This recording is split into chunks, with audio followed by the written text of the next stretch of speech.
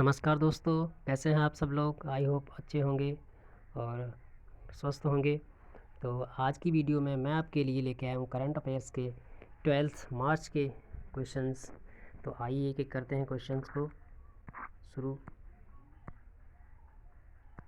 Start. First question है, हाल ही में किसी राष्ट्रीय वित्तीय रिपोर्टिंग प्राधिकरण NFRA के अध्यक्ष के रूप में नियुक्त किया गया है? तो इस क्वेश्चन का आंसर है अजय भूषण पांडे। तो अजय भूषण पांडे को NFRA के अध्यक्ष के रूप में नियुक्त किया गया है। अब NFRA, तो NFRA यहाँ नीचे दिया गया। NFRA का जो फुल फॉर्म क्या है? National financial reporting authority. ये एक रिपोर्टिंग एजेंसी होती है, ठीक है। तो इसके जो अध्यक्ष हैं वो हैं अजय भूषण पांडे। नेक्स्ट क्वेश्चन पे चलते हैं। विश्व कप के इतिहास में सर्वाधिक विकेट लेने वाली पहली गेंदबाज कौन बनी है? तो इस क्वेश्चन का आंसर है झूलन गोस्वामी। झूलन गोस्वामी जो है विश्व कप के इतिहास में सर्वाधिक विकेट लेने वाली पहली गेंदबाज बनी है और ये इंडिया की हैं। नेक्स्ट क्वेश्चन पे चलते हैं। किस राज्य सरकार द्वारा सुषमा स्वराज पुरस्कार की घोषणा की गई है? किस राज्य सरकार द्वारा सुषमा स्वराज पुरस्कार की घोषणा की गई है? तो इसका आंसर है हरियाणा सरकार द्वारा। हरियाणा सरकार द्वारा सुषमा स्वराज पुरस्कार की घोषणा की गई है। तो यहाँ बात हो रही है हरियाणा की। तो हरियाणा के जो मुख्यमंत्री हैं वो हैं मनोहर लाल खट्टर और यहाँ के जो राज्यपाल हैं वो हैं सत्यदेव नारायण। नेक्स्ट क्वेश्चन पे चलते हैं।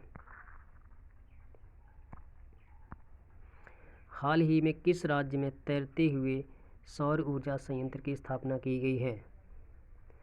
हाल ही में किस राज्य में तैरते हुए सौर ऊर्जा संयंत्र की स्थापना की गई है? तो इस क्वेश्चन का आंसर है तमिलनाडु के थूथुकुडी में। तमिलनाडु के थूथुकुडी में। अब बात हो रही है यहाँ पे तमिलनाडु की। तो देखते हैं तमिलनाडु के जो मुख्यमंत्री हैं वो हैं MK स्टैलिन और यहाँ के जो राज्यपाल हैं वो हैं RN रवि। नेक्स्ट क्वेश्चन पे चलते हैं।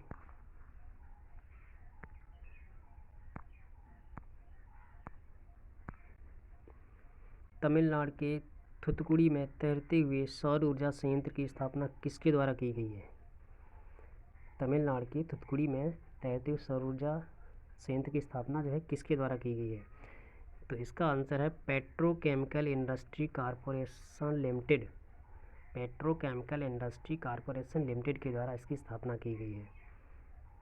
नेक्स्ट क्वेश्चन पे चलते हैं।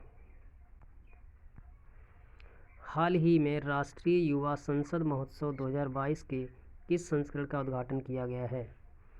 तो इसका आंसर है तीसरे संस्करण का। नेक्स्ट क्वेश्चन पे चलते हैं। हाल ही में केंद्रीय कैबिनेट द्वारा किसके गठन को मंजूरी दी गई है?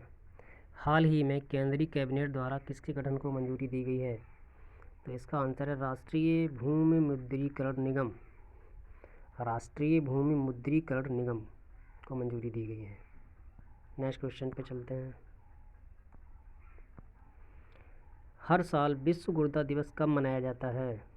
मार्च के दूसरे गुरुवार को। इस वर्ष यह 10 मार्च को मनाया गया था।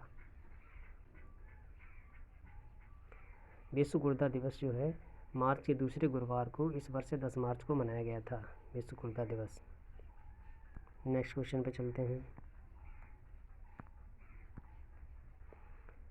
साहित्योत्सव का आयोजन 10 से 15 मार्च तक किसके द्वारा किया जा रहा है? तो इसका आंसर है साहित्य अकादमी द्वारा। ठीक है, साहित्योत्सव होता क्या है? तो इसमें हम लोग देख रहे हैं यहाँ पे लिखा हुआ है साहित्योत्सव में देश के कोने कोने से विभिन्न भारतीय भाषाओं का प्रतिनिधित्व करने वाले करीब 225 लेखक और विद्वान भागीदार करेंगे। उत्सव का आरंभ अकादमी का वर्ष भर और गतिविधियों की प्रदर्शित करने वाली अकादमी प्रदर्शनी से होगा। ठीक है, तो ये होता है साहित्य। इसमें भाग लेते हैं करीब 225 लेखक। तो ये क्वेश्चन नंबर 9 हो गया। क्वेश्चन नंबर 10 पे चलते हैं। विश्व गुर्दा दिवस जो कि 10 मार्च को मनाया जाता है, इस वर्ष उसकी थीम क्या थी? मनाया गया था, उसकी थीम थी बेहतर किडनी स्वास्थ्य के लिए ज्ञान की खाई को पाटना। बेहतर किडनी स्वास्थ्य के लिए ज्ञान की खाई को पाटना। ठीक है, तो आज की वीडियो में 10 क्वेश्चन लेके आए थे जो कि बहुत ही इंपॉर्टेंट क्वेश्चन थे। मिलते हैं नेक्स्ट वीडियो में दोस्तों। धन्यवाद।